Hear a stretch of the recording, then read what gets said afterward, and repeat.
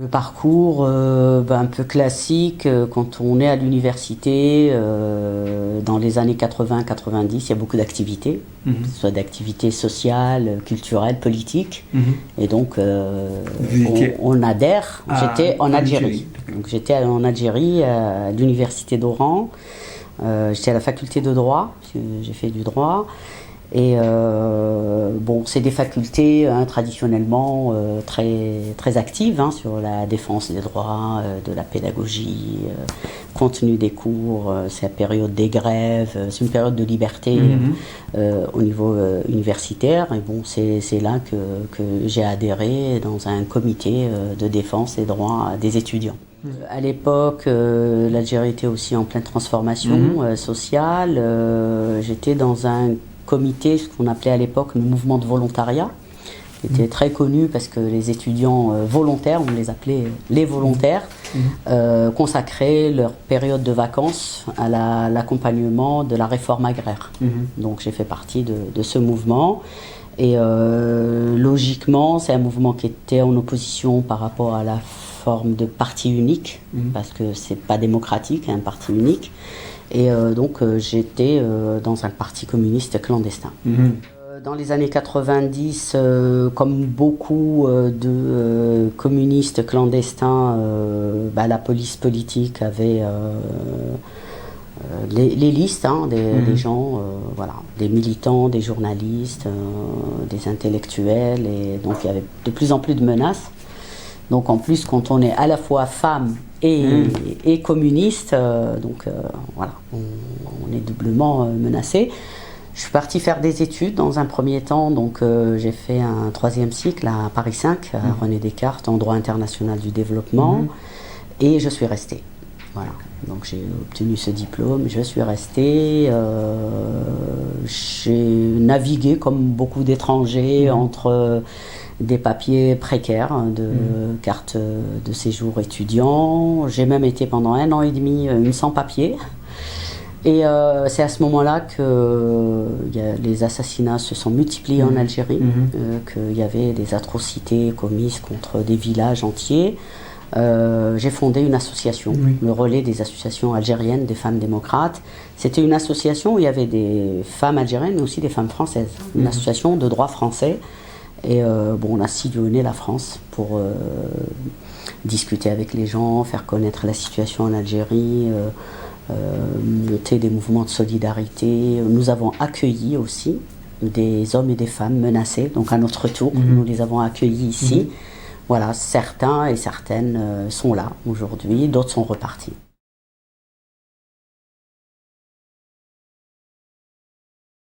Pour moi, la diversité culturelle, c'est peut-être un outil pour parvenir au droit, pour parvenir à l'accès au droit culturel, parce que je considère que ce n'est pas un luxe, ce n'est pas une faveur, ce n'est pas un plaisir parmi tant d'autres, mais c'est un véritable droit pour tout être humain d'accéder à des plaisirs, à de la connaissance, à du savoir, à du débat.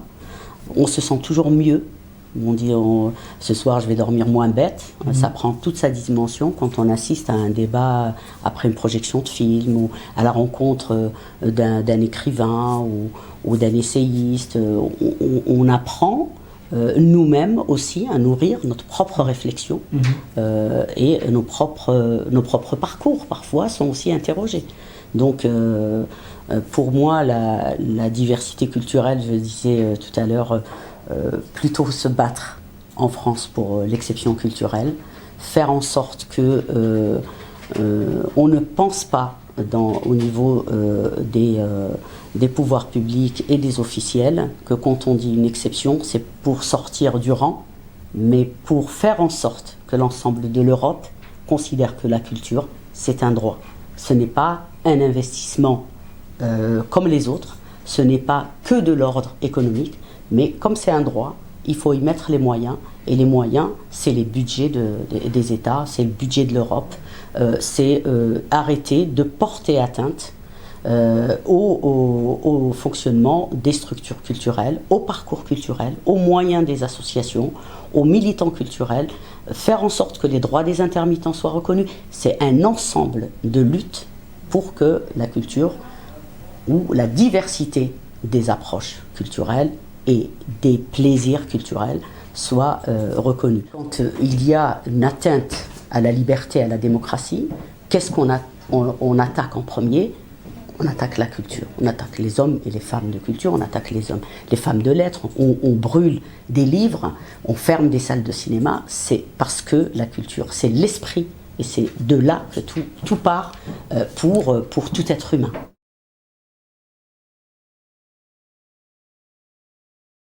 La tradition communiste, oui, c'est, comme je le disais, la culture pour tous.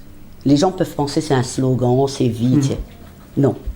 La culture pour tous, c'est une vraie réalité. Ce département, aujourd'hui, quand vous allez en Avignon, par exemple, vous dites la Seine-Saint-Denis, les gens vous saluent. Ça ne vient pas de rien. Parce qu'ailleurs, comme vous voyez certains médias, le 9-3, on est accablé. On brûle des voitures, on est fait divers, c'est ça notre... Quand vous allez dans les endroits où la culture a pignon sur rue et vous dites je viens de la Seine-Saint-Denis, les gens vous respectent.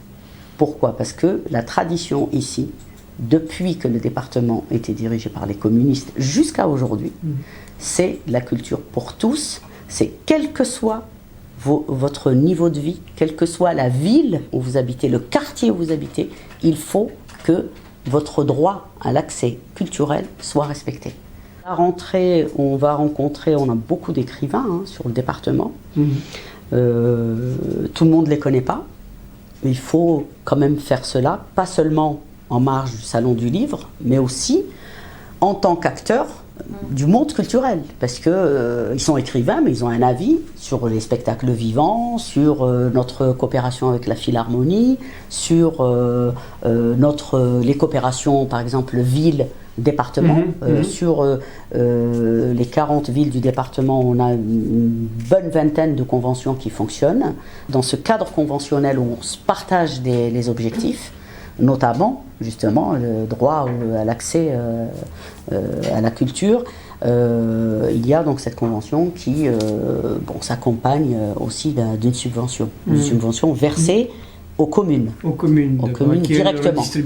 Donc notre but, c'est aussi de rayonner au-delà du département, que notre population aussi soit fière et une image positive de son département.